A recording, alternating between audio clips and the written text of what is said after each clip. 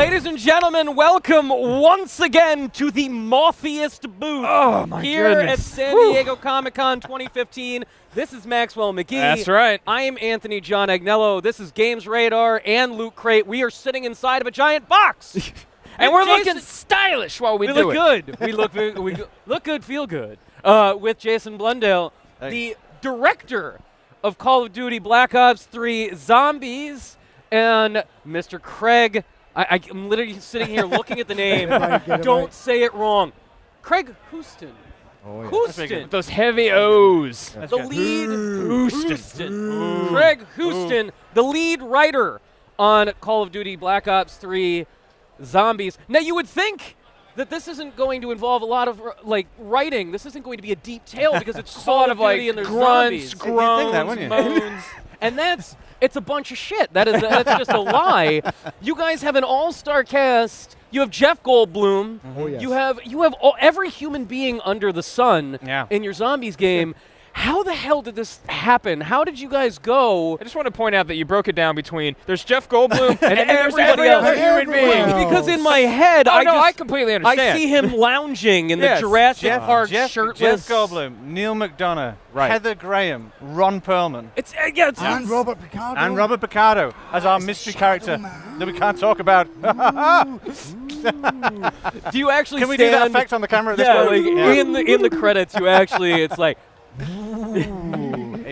So, how do we get to the point? 7 years ago, Zombies is just a side game. It is this entertaining little weird thing. Yeah. To this, how do we get here? So, I mean, it's the game that never really should have existed, right? We were making World at War. We were making World at War. It was a long schedule. It was a grueling schedule. And then some of the guys started kind of playing with some of the animations and playing with, we had jibbing for the first time, right? So ideas of like limbs coming off. And they started playing with it. And then they were having to kind of chat with the animation department and said, oh, could you do a bit of a stumble walk? And they put it on, took a little bit of the geo, and that's where it came from. And then we were really scared to kind of put it forward to anyone.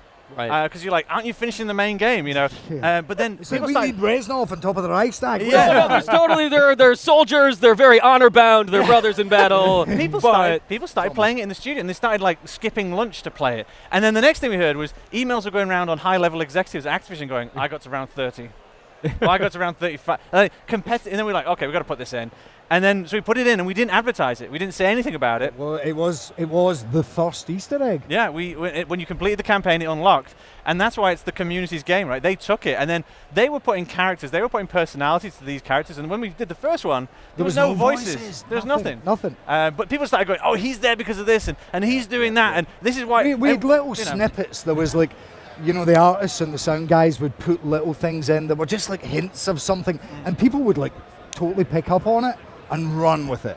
So by the time we got to Shinanuma, that was, it was Varuk first. Sure. We put in some generic voices, just like some Marines, like, here come the zombies, board up these things, and not that accent, obviously, but, we realized very quickly that in a co-op game, it's very hard to identify your own voice. Right. Especially because in Call of Duty, the player character had never spoken before this. So when we went on to Shinanuma, we came up with Takio, Dempsey, Nikolai, and Richtofen, because they're distinct. You're going to know. There's no way a Takio line would work on Richtofen or any other combination, so it just started growing. And the Easter eggs get bigger and bigger and bigger, and the community just embraced it. Craig, do you ever worry that, that original magic? I'm terrified all the time. Do you ever just get crippled by existential ennui? Yes. Do you ever just fall apart and be like, what is this all about? No. No. Do you ever have the moment where you sit there and you think, this came about, we made this thing, and it just took off because there was something simple that people were able to project into it? Do you worry that specificity is going to take away from that original magic? I'm going to jump in. It's layered, though, as well, because we've never actually gone away from that simple basis, which kind of keeps everyone hooked. Because I think if we did, we get told straight away. Yeah. And then when there's been moments when something's come over the line a little bit, we hear about it, and we're like, whoa, watch out. We know we're continually listening to how the community feel about things. And the great thing through our DLC seasons is, like we did by giving the player a voice, we can try things. Yeah. And it's like, if they respond well, let's do more of that. If they don't respond well, well, back away from maybe back away and from you have that. an iterative process where you can back away from Yeah. it very Exactly. quickly. I mean, Exactly. you got to remember, right? Since I had Call of Duty, I mean, the idea of Call of Duty Zombies is such a crazy idea. If you go back in time Right. to Call of Duty running, the idea of Call of Duty Zombies is Yeah. insanity, right? So what we've always kind of taken that Zombies is that very liberal part of the development where the developers can just go wild where and we crazy can all have fun. and just go off on one, because we can be telling very dark and heavy stories in the campaign, Right. but Zombies is a place where we're like, okay, let's have fun, and then let's have fun and make it really complex and lots of work, right? And we just accidentally like, oh god, there's No, I lots mean, of What ways have we to- done? to go back to something you said right at the beginning, writing, there's not much. We are so lucky that we've got an amazingly passionate team. So like so much of what makes these levels comes from all departments. Yeah. You know, writing dialogue, I'm aware that a lot of the time people are just like, we got to do this, we got to do that, and they're not listening to anything. Right. But for people maybe when they hang back, they're going to find other stuff in there, and like the development of the character is funny when you were talking about, it's very different. When we first cast Chaz Palminteri in Mob of the Dead, I remember he turned up and there'd been some kind of miscommunication. He was like, isn't this the soldier thing? I thought we were...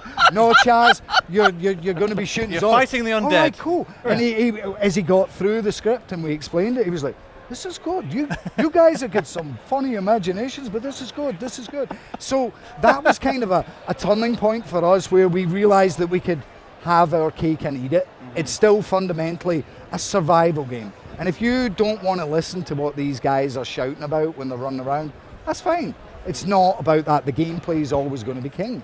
So how long is it going to be before we see the next Call of Duty Zombies with this other military side campaign tacked on at the end? Like, hey, who plays that mode? It unlocks Long later. live all three modes on the disc. All three modes. It's something for everyone, right? There's the campaign, and the campaign tells a narrative that is more heavily vested in a continuous experience in a single Right. experience, right? You've got Zombies, this very eclectic thing with this kind of crazy storyline. And obviously we're both narrative-based people, so those two appeal to us massively.